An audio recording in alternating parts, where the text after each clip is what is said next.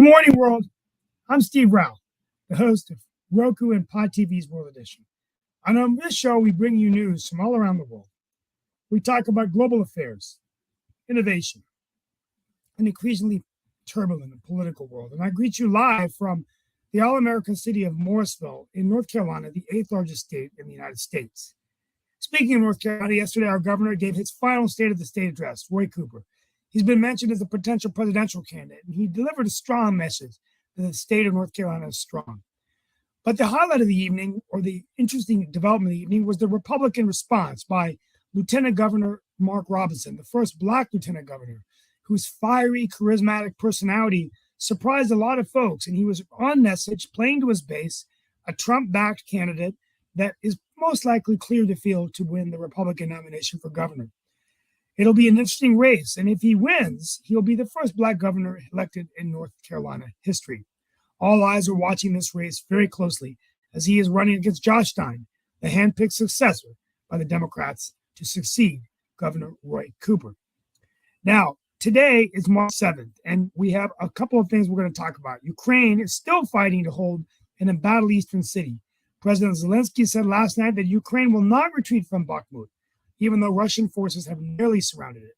Bakhmut holds little strategic significance, but capturing it would be a symbolic win for the Russians. 4 U.S. citizens were kidnapped in Mexico, the city of Matamoros, across the border from Brownsville, Texas. Mexico's president said they were caught in crossfire between groups. The FBI is working with Mexican law enforcement to make sure they can get through this issue and get them safely returned.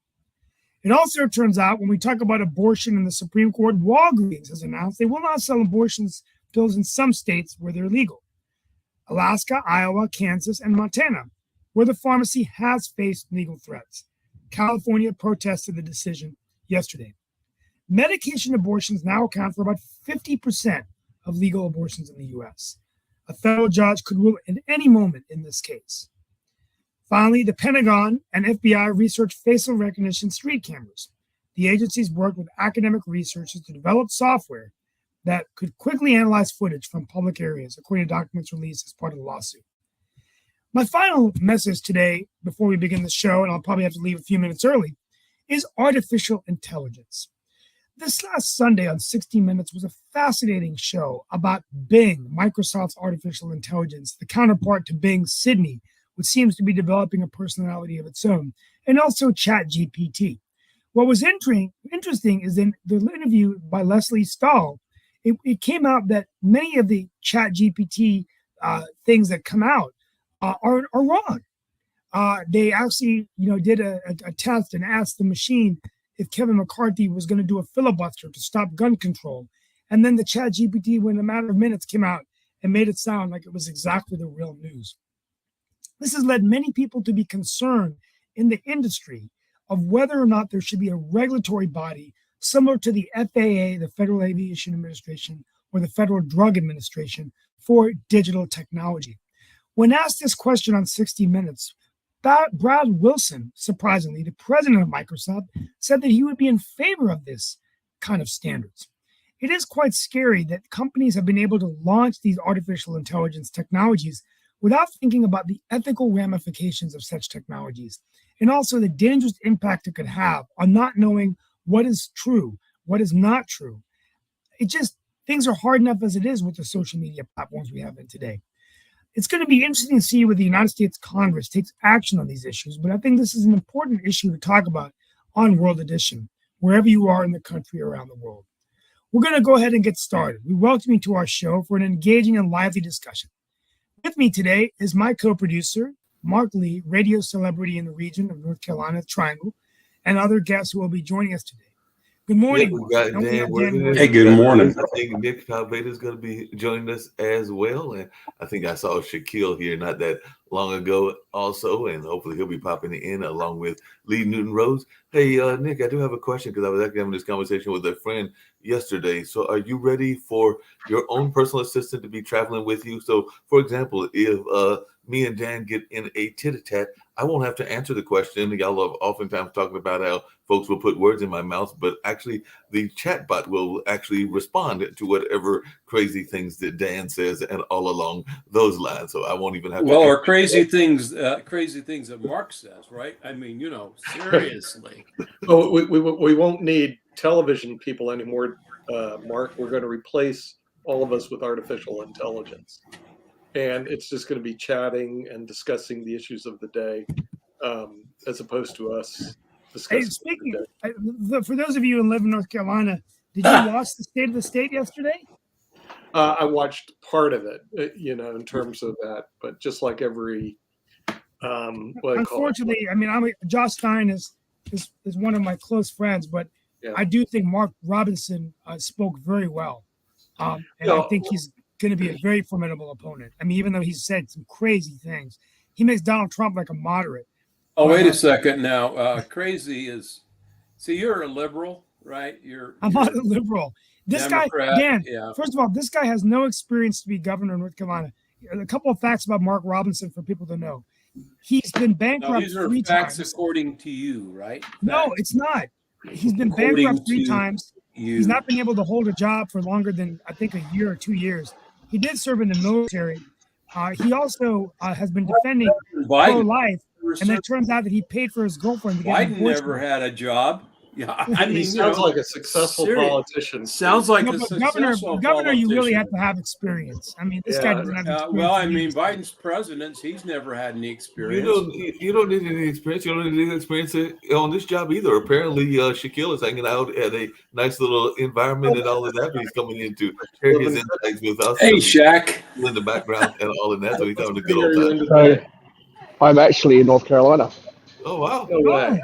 Oh, how nice. No way. You're in So Charlotte. I'm in Charlotte Airport, yeah. So I sent a message to Kimberly saying, hey, I'm here until midday. Yeah. But of course, I didn't realize how far Raleigh was from Charlotte. Raleigh's not close to Charlotte. No, Are you we're leaving from Charlotte to go somewhere else? Are you leaving I'm to on my go way back? to New York. I'm on my way to New York. New York, and then probably Dubai. So Yeah. Dubai. So I'll wave to you guys as I'm flying over. Let's see. We have some interesting news coming out of Australia. Oh, sorry. I spoke too soon. There isn't anything interesting coming out of Australia. So Well, I'm sure there is. Australians, I can assure you. Yeah. Tell us interesting coming out of Australia. Well, I did find your thoughts on artificial intelligence to be quite interesting, Steve, because chess players are like into it because a lot of the best chess player in the world today is a bloody computer, that can beat everybody, including the world champion. I mean, I think it's interesting, though. It was a really fascinating program, and I think it really makes people wonder. I mean, think about it. If you're in the pharmaceutical industry, you don't just offer a product without thinking about the consequences, the adverse effects, the clinical trials. Sure they do. Hey, sure I they mean, do. Look at the look media. at the COVID Hey, vaccines. Steve, look at the media. They throw stuff Yeah, but out. it had to all go the to time. the They don't care FDA, about Dan. It had to go to the FDA. They never were officially approved. Yeah, the thing is, the technology industry historically announces things that aren't developed yet, saying, hey, we're going to have this out by then and all this other stuff. I mean, who does it? Elon Musk does it. Bill Gates did it. Or we're going to do They've this. been warning us. They've been warning us for like 30, 40 years that artificial intelligence is going to take over the world. And what I could say is, given how dysfunctional the people in charge are, I think it probably makes sense that most people will say, you know what, put the AI in charge instead. It mimics artificial. It couldn't get worse. Artificial intelligence is a bad word for this. It should call mimic intelligence, because what they're doing is stuff that's been done for years. What you do is you aggregate certain sites, and then what you do is you go through the keywords and you put them together. They did that when, I don't know if you saw the trivia contest, when they had the IBM machine versus John Rutter and Ken Jennings. All the machine was doing was aggregating sites, assigning probabilities, and then spitting out an answer. So when you look at it, it's not really intelligent. No, but the question I've got for both, it's not conscious. Nick It has no ability to think. No, all it does is not sentient. All we do is it looks like us. It's intelligent, but that it's not intelligent at all, and it's not artificial. But Nick, the question that has been raised, and it actually was a question that one of the companies that I have done work for and still continue to do work for, is that so far, and I did say so far because they might be changing this. Shaquille invests in a lot of things, so maybe you can tell me about what they're doing in that space. But so far, in the testing world, they are not able to address nuances. Like if it's a question like, 2 + 2 = what? Most people know that is going to equal 4 unless you got some kind of crazy math going on in that space. But if it is a question that requires you to have an interpretation of what the answer can be, and it can be multiple interpretations that are correct, the bots aren't able to do that as effectively, because we actually got tested. We didn't know we were being tested, but we got tested against the bots, and we found out later that we were, and the humans actually somewhat won, because that's why I still have the job that I have, because they were like, there are certain answers that a human will understand that the computer is not going to understand. But that is one of the issues, is human nuance. Yeah, and they have limitations. They definitely, Mark, they have what they call language limitations right now. See, they can perform really well on things that are finite, like chess is 64 squares, and they have finite moves, etc., and then they can calculate. All right, now, but when it comes to words, etc., and interpretation, they're really, really poor at it. And what they're doing, it mimics intelligence, because to a person who doesn't observe it correctly, it's pulling keywords throughout the internet, pulling things, aggregating them, and coming up with a structure. But it's definitely not artificial intelligence. True artificial intelligence would be able to move it to a different level and actually have the computer make modifications based on more information that comes in. And generally it doesn't do that. So it more mimics intelligence, which would be the correct thing, not artificial intelligence. Yeah, I think that's right. It's not sentient. It's not sentient. Right. And it's going to take a while before, it's going to take quite some time before people really do have to worry about their progress being made. But right now, this has nothing to do with that. These are just the tech companies trying to tout their stock. That's the bottom line. So speaking of stock, I got to get you a stock that apparently did not do all that great, because they did great during the pandemic, but then they realized that they needed to, and Shaquille, you get a kick out of this, they needed to invest in getting property, because they had a lot of these lovely toys and everything, but then the pandemic stopped, or it's winding down, or whatever we want to call it. So now they've got to get rid of about $30 million worth of toys. So there's a company called Funko, and it was actually investing in this whole bobblehead kind of situation, because people were going out there getting bobblehead dolls during this time, and that Funko went and got warehouse storage fees. So they went and paid warehouse storage fees, bought some new warehouses, and the company saw demand for this vinyl pop culture figure, which ranged from everybody from LeBron James to Baby Yoda to Chitola.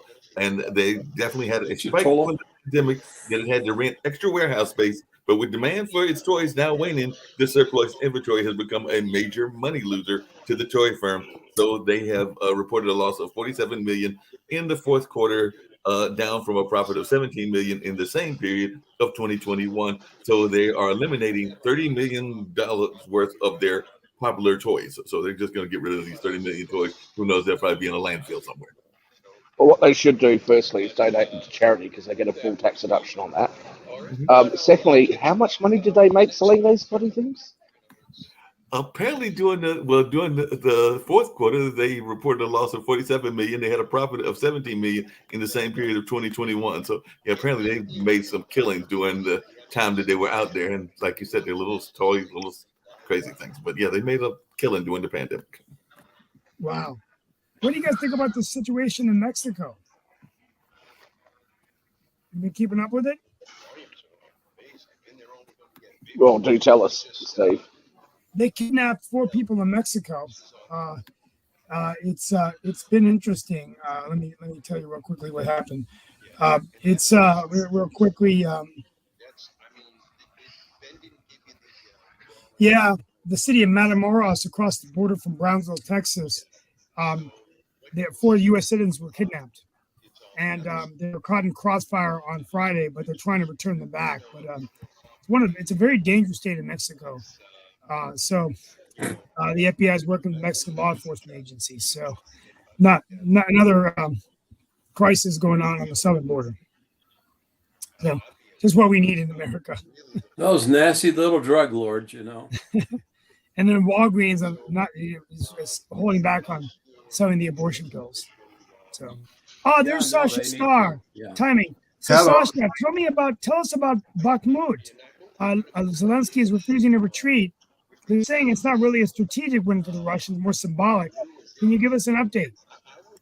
Well, what's happened is that Russians are using heavily the so-called Wagner Group, which is essentially a private army, officially forbidden in Russia, but nevertheless exists. And in fact, Putin supports it quite openly. And so what's happening is that they are putting a heavily armed men, probably their elite groups. And the idea is to kill and destroy as many Ukrainians as possible, regardless of losses of the Wagner Group, which is essentially part of Russian army, if you will. Right now, the latest what I've heard is the arithmetic of that is of losses. It's 5-1. For every one Ukrainian, there are 5 killed Wagner groups, people, Russians, or you can call it any way you want. But even that is not tolerable for Ukraine, and I'll tell you why. Because Ukraine doesn't have so much supply of so-called human meat, if that's what you call Russian forces. Ukraine is against that type of army. So the defense, continuing defense of Bakhmut is more, I would say, not even strategic, more psychological, probably, actions than anything else. And of course, they want to show that they can resist much superior army groups because Russian army put everything what they've got, Wagner groups, the elite groups, all that they got it right over there in a very little territory of Bakhmut. It's becoming intolerable to see that nevertheless, even 1-5, but losing so many Ukrainians, it's a very, very heavy proposition, as much as it might be honorable and patriotic and so on. It's very, very heavy proposition. I don't know if, according to Zelensky, they should be able to withstand. I know that there are some counterattack are being prepared or so on. But see, here is what I will discuss it in my next Ukrainian program. I don't understand only one thing. Of course, the success of Ukraine heavily depends at this time of NATO and primarily of United States. But we don't understand the U.S. policy, whether they want long, several years of war as to weaken Russia considerably or so on, or they want a quick victory in this year, or they want something in between, let's see, for 2-3 years, whatever it is. We don't know that, and nobody knows that. And I don't know if U.S. itself knows what it wants. It's very difficult to coordinate the right strategy for Ukrainians to deal with this situation. They can start their offensive with great effect, provided that they will bought all the weapons. Probably April, May of this year. June is the latest. But so far, it's unclear if that's what Americans want.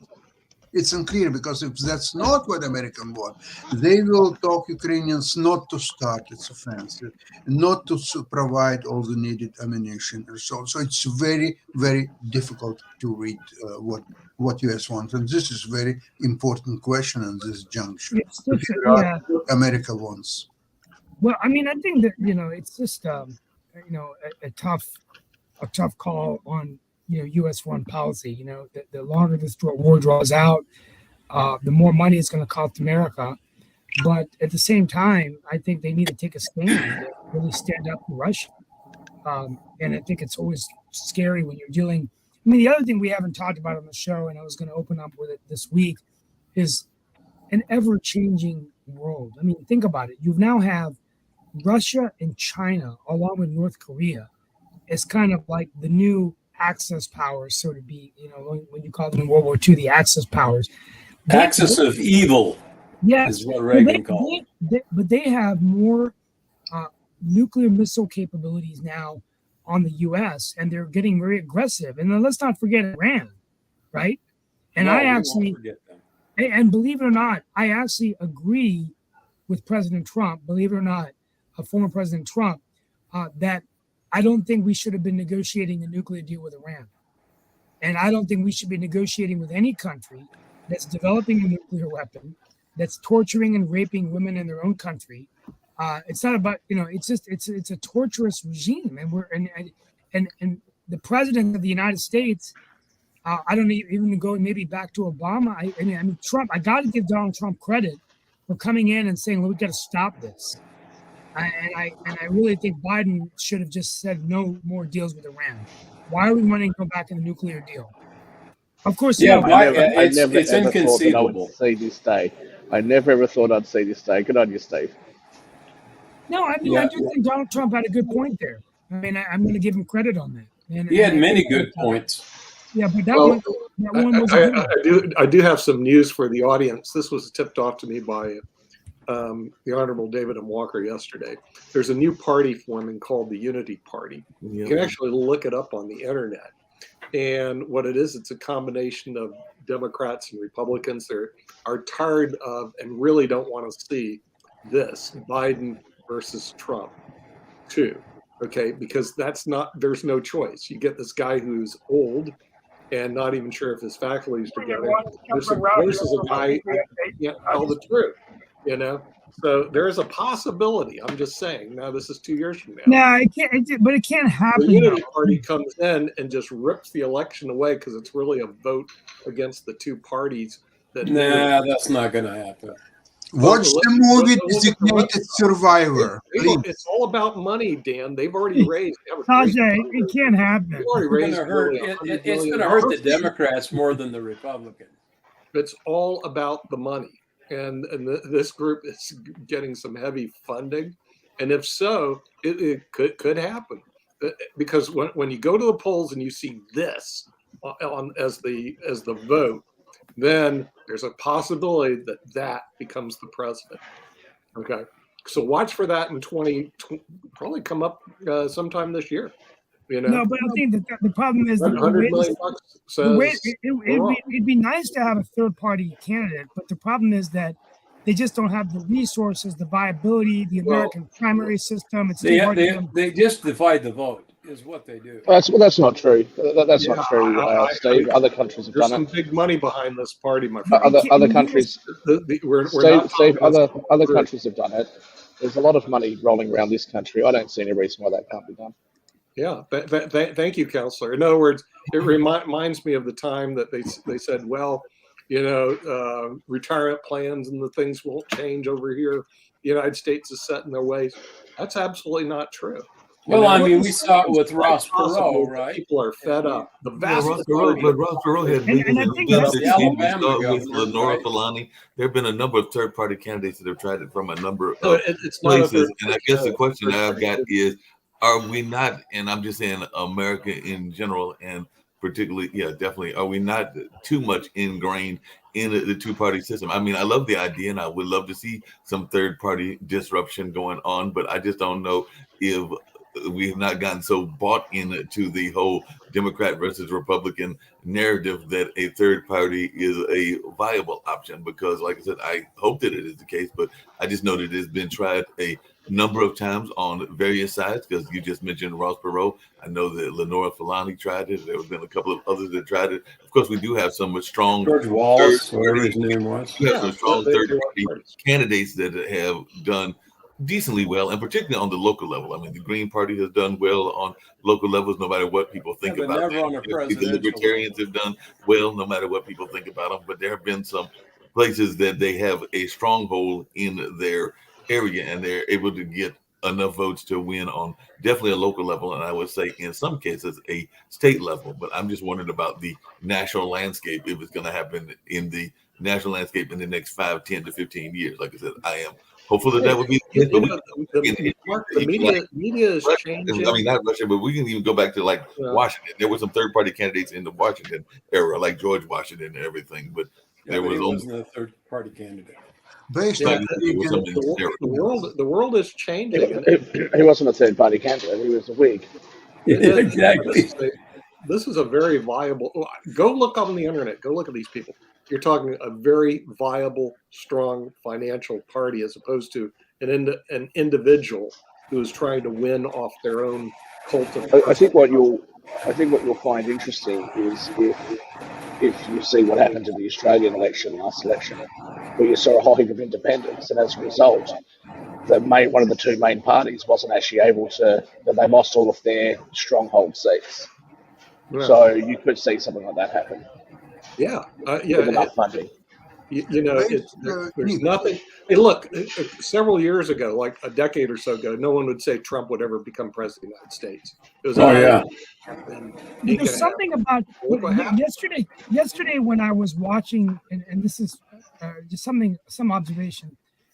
Yesterday when I was watching Mark Robinson give his Republican response, the thing that really jumped out at me was looking at it from the other side, right?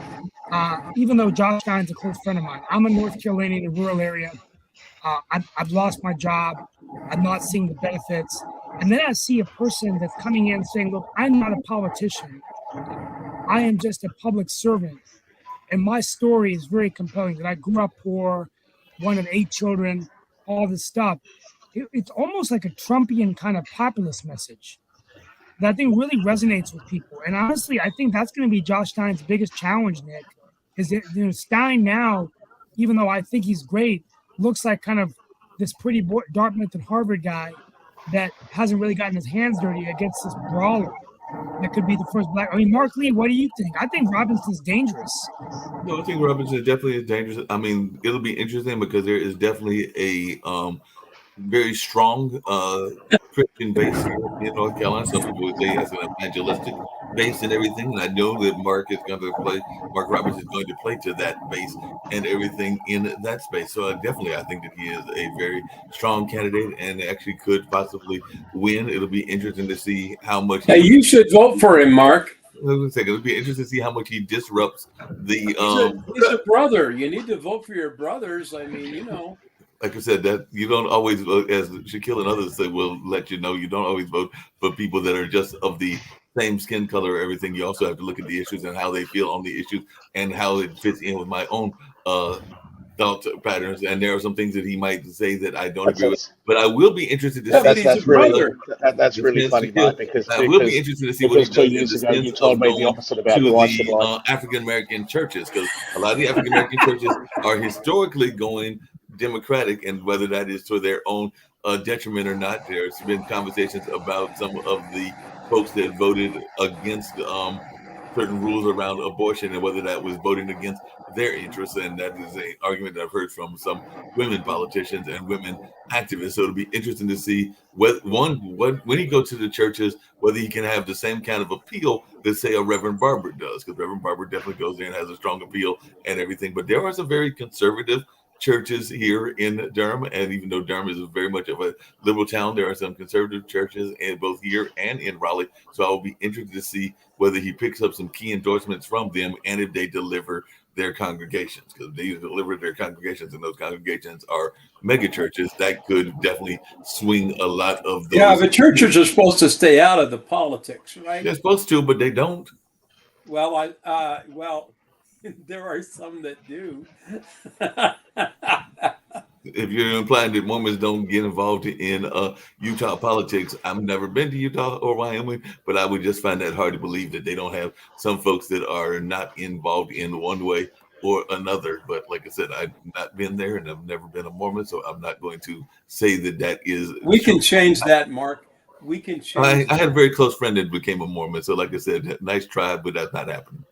So, Mark, let me just, so I don't want to say it because I'm sitting here in the middle of an airport, but let me just ask you something. Are you suggesting then that the secularism that was brought about in this country by the French, that's not exactly the same sort of religious belief that controls government? I'm sorry, what was being forced to not believe in anything? I'm sorry, what was the question, Shaquille? That's right. I'm not going to repeat it. I'm at the airport. He talks about secularism brought over by the French and whether that's been an influence in the way we view our political life. I've already, well, I think I've answered that question before on several other shows, which I am not a big fan of what I call blind voting and everything in that nature, because I do think That doesn't have to do with secular or Christian or a number of others that they Can we bring voted Leon? into Because he's sitting, the power sitting back there groups quite and patiently. Can the we, special interest in all in that line. So that Mark, there can are we some bring- secular groups that do that, and there are some Christian groups that and other religious groups that do it. I've seen it among some of my Muslim brethren, as well as some of the folks that I know that practice Buddhism and some other kind of religion. in voodoo, right? Mark, can we bring Leon? He's been sitting back there for like 20 minutes. Well, like I said, I was multitasking. No, he said that he said he was just listening today. Did he? I must have missed that. Yeah. Mark, also send the live link. I've been getting emails that people haven't been getting the live link the last couple of days. Yeah, I'll do that and everything. Sorry about that. And I was actually trying to get a gentleman on that was running for governor, but he's having hard times with his phone. So hopefully he'll join us shortly. But Shaquille, you'll be interested to know there is I want to say he's a Republican, but he is running as a strict independent. He's a transportation guy out of Sophia, North Carolina. But Richard Stanley, I've met on LinkedIn, and he wants to run to be governor of North Carolina. It's one of them long shot candidates that we're talking about. But he, in the first email I got from him, he said that he had to raise, I think it was like $2,000 in order to get registered in all of the ballots here in North Carolina. So he, like I said, I'm trying to get him to come on, but he says that he was interested in being the governor of North Carolina. And as Steve just put it, there are two strong candidates. So the fact, I don't think Richard Stanley stands much of a chance, but stranger things have happened. Well, why do you think I'd be pleased about this? Just because it's somebody that is outside of the political norm and is doing something that is determined to run despite the odds. That's why. I'd like That's to where I was going remind everybody that in Canada, there are now for at least 50 years a three-party system. So we have equivalent of Republicans, which are Progressive Conservatives, Liberal Party, and NDPs, the New Democratic Parties. Okay? So Or socialists, yeah. Yeah, sort of. And they never, ever getting more than, say, 20% of votes, most likely 12, 15. I think once they had 20, even 22 or something. So what's really happening here is that they are taking part of the electorate from conservatives, from liberals, and they're using that. They don't. I remember the debate. Sounds like our squad. I remember a time when Stephen Harper was still by far our best premier minister, and he had debate with liberal before next election, liberal and NDP leader. And when the question was to NDP leader, and he started to talk about his policies or something like that, and when they asked Harper to comment on that, Harper says, "I envy the guy. He could say anything what he wants because there never be a time that he would have to deliver on his promises. So therefore, he's in a league of his own. He can say everything what he wants." So well, we've just had a new prime minister elected last year. Yeah. 7 out of 10 Australians voted for somebody else, but we've ended up with him anyway. And based on that incredible result, he has decided that he's got a mandate to change our superannuation fund, which is our equivalent of your pension fund rules. And they're trying to tell us that it's a modest change. Guess what the modest change is? They're doubling the tax rate. That's a modest change. You know, I'm sick and tired of being lied to, sorry. So what's come on now. That that's the way the game is played. You should get used to being lied to. You're lied to every day. What I'm saying is that this so-called third party, NDP, is not really in a position to govern, never, unless it's maybe some local level, maybe even as far as provincial level. Okay, they can win election or two, but federally, absolutely no chances. But they are making deals. Once election is over, let's see, nobody got the majority. So they're making a deal with either one party or the other, more often with liberals. They're making deals. That's why liberals, unfortunately, will rule for the next 235 years, simply because Because they're the whores, right?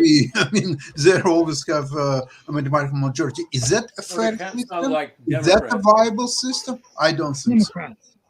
Hey, Steve, I've got a question for you, but it's actually, I hope Nick pops on back on as well. But I know we talked about technology and we talked about a couple of things with technology, but apparently technology may have caught somebody as well, because apparently the Google CEO, Mr. Pichai, is bemoaning the fact that his workforce is not as strong as it used to be, and they're saying that it could be facing a threat, the biggest threat that they've had in 25 years, and he is bemoaning the office ghost towns that are there because, you know, a lot of people didn't come back to work and everything. fired a And lot of them, apparently too. it was a tape that was recorded and obtained by CNBC, which where Pichai urged employees affected by his cloud office evolution to remember prime office real estate doesn't come cheap in its 5 largest locations, including San Francisco and New York. There are people, by the way, who routinely complain that they come in and there are big swaths of empty desks. It feels like a ghost town. It's just not a nice experience. So apparently he is under those pressures to get people back into the workforce. I'm a firm believer of it. I mean, I sometimes I'm more productive on working in a hybrid environment where, you know, I'm a part of the firm, so I meet with clients, but we don't have an office anymore.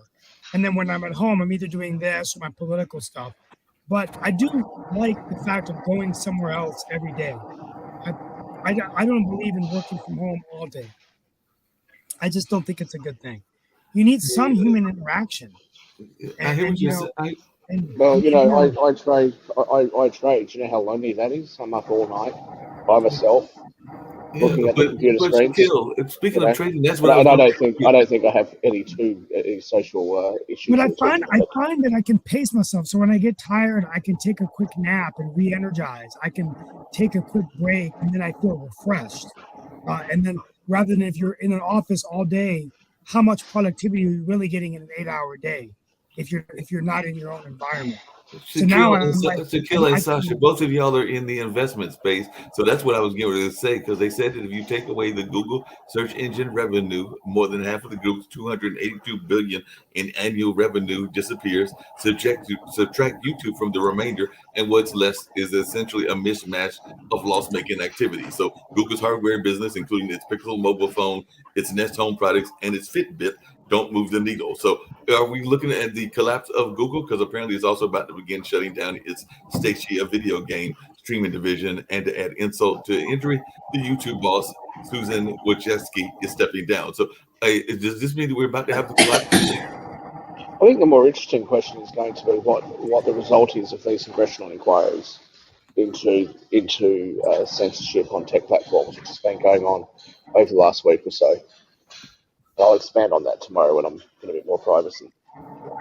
So what's your thought, Nick? Are we good? Is Google about to collapse? You know, they are part of the powerful thing and everything. So what's going on here? Google has too much power, too much money, and the only way they're going to be limited is the antitrust suit against them and breaking them up. Because if you look at the market between Google and Microsoft, they basically control the search market. You know, so you have two companies that control one particular market. How they let that happen, I don't know. You know, but they did. And but that's where the antitrust suit could come, Nick, where they could force them to allow everybody to access that, or that would break up the companies. Pull them down a little bit. We do have another interesting thing in the media, which is the Fox News, which was sued for $1.6 billion for defamation because they were arguing that they were saying that that one of the electronic voting systems wasn't working, and then after proof that it was working, they continually to mislead They're Well, no. That's not exactly That's how not it the works. case. First of all, That's it's not the owned case. by Murdoch, some bloody That's not the Australian. case. And They they are. love to They are. mislead the He's a audience. Democrat, They so did The respect complaint. him. routinely, The and they complaint rightfully is. got sued for 1.6 billion because all they do is lie. They're like CNN, but they lie from the right. And the right people So don't the want to acknowledge the fact that what the facts, because and they don't want to go to court because then they're going to be exposed. So they're leaning heavily on the Come on First now, you're being Amendment. a bit But we have unfair. freedom of speech to You're lie. being as more than a bit unfair. you know, So that's not even. So Nick, that's not it's even the not complaint. just The complaint isn't that they lied. The Okay, complaint Murdoch, isn't that yeah. they lied. The complaint. No, it's not that. I'm saying the complaint isn't that they lied. The complaint is that they allowed other people to make those claims, and they pushed those sorts of claims. It's not that they. It's not the complaint that they specifically lied. And recently they said that the people working there, high profile people working there, that they caught them in with text messages and emails to each other saying how ridiculous the whole thing was. That's the Okay, allegation. you know, you can be an apologist for what they're doing. I didn't apologize for anything. I just corrected. I Look, just in the world corrected of your account. securities, the world of securities, these guys would all be fired, okay? Because you can't sit there and misrepresent your client. The SEC and FINRA put these people down. In the world of Are news, you kidding me? people Are go, you kidding me? look, But that's you. Nick, hold on a second. Nick and Shaquille, I've got a Nick, question. what are you even talking about? Have you And they're read the not. financials? Have you read the You know, financial what they reports of most should do is companies? turn them Well, off. hold on a second, but that's what I was going to say, because apparently Turn the companies have actually off. gotten it because of a Securities and Exchange Commission rule. They have actually gotten the rule and the real value of executive compensation packages, and the Wall Street Journal just reported this. So since the rule's adoption last August, around 65 companies have reported compensation actually paid on their executives, accounting for a change in stock award value. And apparently they are saying there was an interesting study that the pay gap between the CEO and the worker has widened in the last 50 years. So Good, good, as it should, as it should. Now, Nick, I'd like to know. You made the comment that the companies don't lie in their financial reports. When was the last time you read a financial report? Listen to this elitist from Australia. The elite should rule. See, that's the problem with America. I never said that. I never said the elite should rule. I just said the pay gap should widen. News alert to everybody. There's no Nick, mobility. Nick, is that a problem? Because from 65 to 70, they said the average CEO at the top company in the U.S. earned 23 times that of a typical worker. By 1990, that was 74 times. In 2020, the average top CEO's actual realized compensation was more than 350 times that of the typical employee. So, I mean, that sounds good to me. Going too far in everything in the sense of I think one, I think that sounds good to me, and two, maybe it hasn't gone far enough. Not gone far enough. Listen to you. Listen to Mr. Elitist. And you're not even a trust baby. Where do you have the right to speak on stuff like this? Well, you're a trust baby. Well, it's just I'm better than economic a trust reality. baby. I'm surprised you're not agreeing with him. I'm descended from royalty. Okay, so you can Economic, kiss my ring. There's the ring. Go ahead and kiss it. Economic reality, Nick. So the reality is that you have a lot more people. Even I concede this is wrong. You can't have such disparity and try to be a fair and balanced country. You know, some guy, the CEO of Norfolk Southern, pulling down $4 million a year in salary, $8 million in bonuses, and here's what he does to the people in Palatine, Ohio. PBS president is pulling down $1.2 million. Well, that was a nice change of the subject. Coming back to the issue about the we're talking about CEO. You have what the a lot more workers. Makes. You have a lot more workers. Shaquille, he makes more than you do. This guy pulls $4 million in salary, $8 million bonuses, $12 million altogether every bloody year out of the economy. What do we have to show for it? We show for it a decimated. Let me respond, please. He goes in, I can't raise my voice. the typical, "Oh, I'm so sorry, you guys, you peasants. I'm so sorry, you peasants got destroyed by our trains, but I was trying to push the profits into my pocket," and that's how they think. So you know, don't play the violins for these CEOs, guy. You know. Okay, can I respond now? Because that's twice now you've interjected to say the same rubbish, which was a complete change. It was a complete change of the subject. The conversation was out of control. Nick, I can't talk over you because I'm at the airport, and if I raise my voice, everyone else is going to be disturbed. So just let me finish. The original complaint was that CEO pay is too high compared to the workers. You have substantially more workers today, so there is an increase in supply without necessarily an increase in demand. What you have is an increase in demand on CEOs. Okay, it's a much more competitive field to get up there, so of course things are going to go up. You've also had a massive increase in the US economy over the last 4 or 5 decades. So the idea that that gap isn't going to increase is ridiculous. You want to be fair and balanced, stop interfering in the market. Competitive pay my rear. Okay, forget that. It's who's willing to sell their soul to the company store. If you're willing to sell your soul, Sell my soul to the company store. CEO. Sell your life, you sell your wife, you sell your next door neighbor, profit, it doesn't matter. And you call it, oh, it's competitive to become a CEO. Well, I wouldn't. It's competitive. Well, I wouldn't sell my wife. I wouldn't sell my wife. But they're more entitled. No. When I have a wife, when I have a wife, I won't sell her. But I'm more entitled. The movie Enron, the smartest guy in the room. When I have a wife, I won't sell her. But they're more than welcome to my ex. They'd rip your heart out for a profit.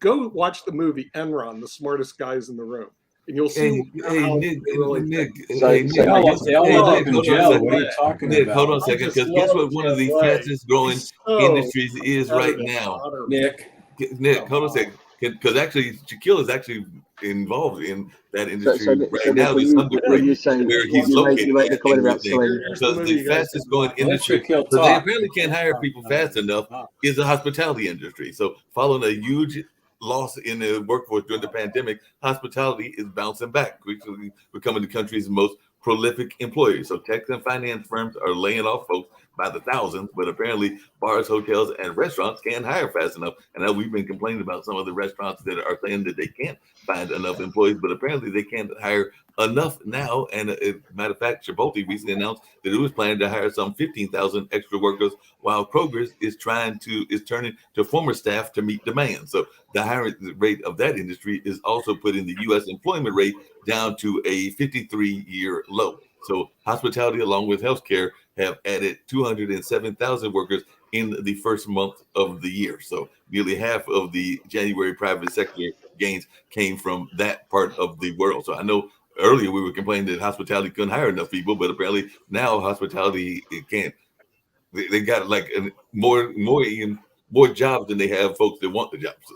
Yeah, well, they're pawns in the chess game. But let's look at the kings, queens, bishops, and the powerful people. If you haven't seen the movie Enron, Smartest Guys in the Room, it's available on Netflix, Amazon. You got to watch that. Enron failed 20 years ago. It did, but the principles remind. Well, that was the day of Bill Clinton lying his ass off and everything else. He set the theme.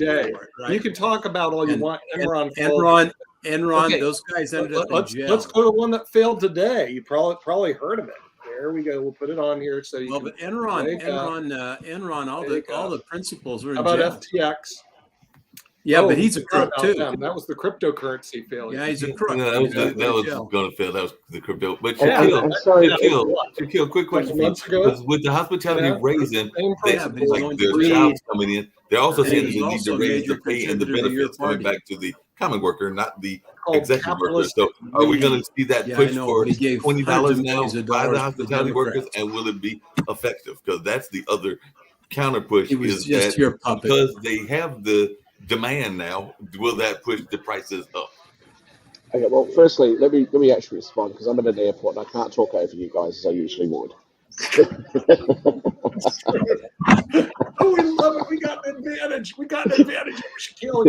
Anybody short ears. Mark, we should have driven to the airport and done the show from the Charlotte airport with Shaquille live. Next time. Well, let's see if Shaquille's response. So firstly, back to the comment Nick made before. Well, yes, I wouldn't sell my future wife to the corporation, but they're more than welcome to have my ex. I'll sell her quite cheap. Yeah. Now, as for your comments about all of these, recent failures, what about the thousands and thousands of successes? What about the tens of thousands of people that act ethically? You just want to focus on the failures. I prefer to focus on the successes. And as for you, Mark, There's a reason why there's upward pressure on wages and upward inflation. There's a reason for that.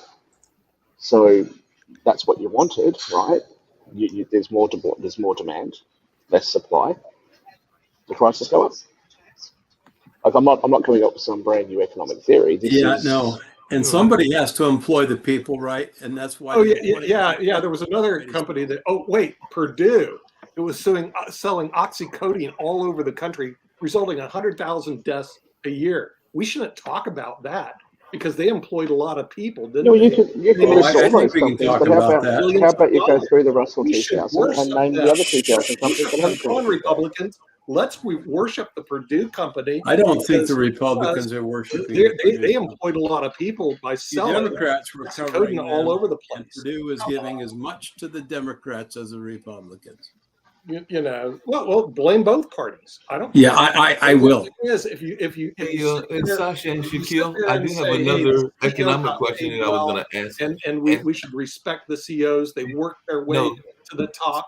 Let's go look Speaking at of Purdue. CEOs, Sasha and Shaquille, I did have another question about another industry. You heard me ask about Google, and I'm not doing stock. I probably should be doing stock. But is Tesla in trouble? Because apparently Tesla has announced another price cut to two of its most popular models, and they're saying that the Model 5 sedan is selling for $5,000 less, and the Model X SUV is going for $10,000 less. And so that is an electric vehicle company. I know a lot of people were very excited about electric vehicles But and all of that. But once but again, Mark.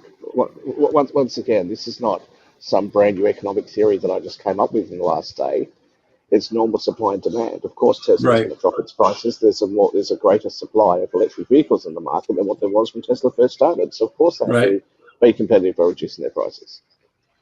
Yeah, I So we think don't we are talking about all electrical vehicle market as a whole, and I'm following some of their stocks. For example, like this stock NIO. It's a Chinese electric vehicle company. Many others, and although they're increasing production, the production is going higher and higher, but their numbers still don't make any sense. They're still showing losses, and there is no foreseeable future. There is no way that they will ever become profitable. Maybe someday, maybe in 15 years and 35 years, so who knows? But right now, in next a year, 3 years, 5 years, there is no visibility of them becoming profitable. So it's becoming like a crapshoot. You just buy a stock and you hope that it will move higher and you will sell. There is no no fundamentals on which any investor should look at their stock. Even Tesla is doing extremely well because they became number one car seller, not just electric, but any car seller in California. So that's quite an achievement. That shows No, that not organically. That was because somebody said you must buy these. I think that might have something to do with it. But Sasha, let me ask you: when I finish in New York tomorrow, should I come up to Toronto and go to the casino with you? Is that what you're suggesting would be a better plan than buying Neo? yeah, that's a great idea. Okay, so that's where we are with Or you this. could fly back to Utah. I don't have time. I've got to go to Dubai and then come back. Shaquille, I would recommend you to fly to Toronto as late as possible in your trip, so the weather will be better, warmer, and more hospitable. I must say the weather here in Charlotte, at least inside the airport, is a lot warmer than what I've been getting in California. California was actually really cold. Yeah, Yeah, it's getting New warm. York is It's feeling like supposed to be about quite spring, cold, like so it's like 70. It's going I'm to going get to be at cold this United. week. I'll be at the United Nations this afternoon, so hopefully the weather will be a little bit nicer there. Then I'll be over in Dubai, and then I'll make my way back to the US. Are you going to be? If is Alexandria Cortez in the district? Maybe you could meet her for a cup of coffee. I'm going to run and hide. I'm just trying. You're going to run and hide? So she might I see want that. to see Dan Worthington meet AOC. Oh, No, geez. I was gonna actually get a helicopter I'm too to old take me for from that. the airport to New York City Sure, for that. to try and save some time. Aren't she's getting But, married soon? but apparently you can't do that To a because man or a woman? you To a can't. woman, a man. Oh, She's been with her by the way, significant other my for a minute. condolences. A real man, or Oh, by the way, you can't. In my social media, Dan, you'll be quite have to go through- disappointed. Yes, he is. He You have to is, go- but a very, very low testosterone one. Oh, hey. Yeah. I heard have to, AOC and Marjorie Taylor Greene are getting together for dinner and creating their new party. Food fight. They're going to have their own party? I don't know. Hey, but Folks, Tesla. I'm going to close out Tesla- early. I've got to run, but it's been a wonderful show. We'll be back tomorrow to continue our discussion. We talked a little bit about the presidential politics as we're getting closer to the primaries coming up. People getting out there, Nikki Haley, rumors about Mike Pence jumping in. That'd be I I Obviously, think right Nikki now- Haley's going for a VP position, Steve. Yeah, me That's too. what I think. And I think Joe I Biden. think Pence isn't. Yeah. he My ain't going prediction for is anything, Dan. I do believe Donald Trump will be the nominee again. And I think a lot of these races will be, even in North Carolina. I mean, it was interesting watching Mark Robinson yesterday talking about the economy, rising prices, inflation, talking those economic issues, saying that the Democratic policies haven't worked, even though Governor Roy Cooper, I think, has done a good job investing in North Carolina. And the big news of the day, the big news of the day in North Carolina, and a real shout out to both the Republicans and Democrats, is North Carolina becomes the 40th state in the United States to expand Medicaid. So this is a big deal. It adds about $2 billion to the budget, and it's going to provide the ability for access for preventive care, healthcare tests, provide healthcare to about 100,000 low-income families, many with special needs, and 14,000 veterans. So I think this was good Steve, news. sorry, I don't want to be a smartass, but did you say you're the 40th to do it?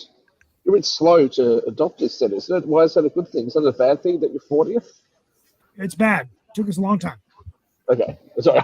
I'm not trying to be clever. Well, except I if you're a wasn't quite sure what you were Republican, saying. But exactly. only the second state in the Southeast. Let's get real. Here's what really happened here. The stupid Republican Party here goes, we don't like Medicaid because it benefits poor people, because they don't want to benefit the elite. We got that. Really? Is that what they said? What they did is they slowed the progress of Medicaid coming down, because remember, Medicaid benefits poor Well, people. but And remember, we don't want to Medicare and benefit Medicaid poor are going people. We broke. only want to So, benefit the you know, rich. there's a I reason mean, for that, that right? CO pay is high, even though all they do is rob Okay, them. so what's So happening to that's what Medicare happened and here in North Medicaid? Carolina. Nick? And What's finally, happening they to figured it Medicare out. and Medicaid, Nick? They Nick, did. what you've just described Money, sounds they fantastic. lose the Maybe I money. should move They here. take the money. That's What is happening to Medicare and Medicaid right now? Well, Medicare's gone broke. We've gone over that, Dan. Yeah, exactly Medicare is my going point. Medicaid Medicare is will go the broke same too. thing. Okay. Right. Right. So why would you be in favor of increasing Medicare benefits Because at this point? because the money has already been allocated. In other words, it's like this: either North Carolina takes the money, or they give it back to the federal government, who will then, of course, squander it. No, Other take it. places like Utah. Take it. Oh yeah, No, no, take take it. What it. they Take need to it. do Take is it. take Take the it money. all. But the Republicans, in their stupid mind here, go, well, we don't want to take the money because we're against Medicaid. Fine, go to Washington, D.C., but don't sit there and make the poor people here in North Carolina suffer. So they finally figured it out. It took them a long time because they're slow. Well, let's just make it go They're broke slow sooner, people, right? and they listen to Fox News. That's the reason it took so long here. So just So tell it let's- how it is. let's But Nick, I just- tell you, it sounds, Oh, I it just sounds did. fantastic. It sounds fantastic. Maybe I You're a should try and move politician. to North You're nice. Carolina, right? It sounds I mean, great you what you've should described. check. I mean, you know, Look, so if you're a Steve has to be nice to multi-millionaire, both so parties. Right, you're safe. I'm Well, not a folks, citizen. it's that time. I gotta go. Gotta do the work of the people. Thank you all so much. work of the people. Be safe, and remember, we didn't do the Women's History Month. Tomorrow's International Women's History Day, so we'll be talking about women, and we'll be talking about other things. Okay. Well, Thank on that, that's the reason I'm attending the United Nations. You'll be very pleased to know, and that's the reason I'm going to Dubai. You'll be very pleased to know, because I know many of you think that I don't support these things. I'm actually going to the United Nations specifically. I think for you that reason. support it. I support it. It's great. Oh, I definitely Okay. think you support it. Good job. All right, guys. Thank you. See you Bye-bye. later. God bless. And don't forget to go check out Sasha's Russia-Ukraine show, and also we'll have later on in the Thursday, even though I'm doing the pre-record for it, Wynn's show around disability advocacy, that being Wynn Charles. But that show will air on Thursday at 11. But right now, Sasha is about to do his show.